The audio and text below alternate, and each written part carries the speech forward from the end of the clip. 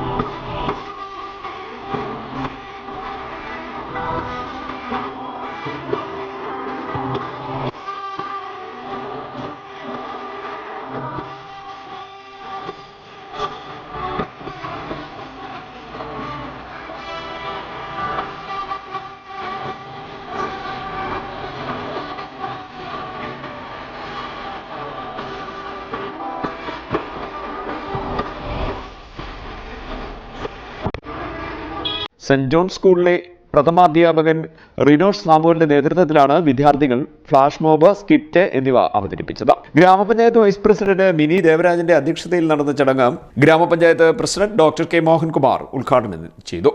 Standing committee chairman P Ajith സ്വാഗതവും പറഞ്ഞു. Standing committee chairperson Jayasree Sivaraman, ഗ്രാമപഞ്ചായത്ത് അംഗങ്ങളായ ഗീതാ തോട്ടത്തിൽ, ഗീതാ മുരളി, ബിന്ദു ചന്ദ്രഭാനു, ശ്രീലേഖ, ജോൺ വർഗീസ്, പ്രിയ വിനോദ് എന്നിവർ പങ്കെടുത്തു. VEO Vikas Jacob, health inspector Shijila എന്നിവർ മേൽനോട്ടം വഹിച്ചു. CDNet news, Mavelikkara.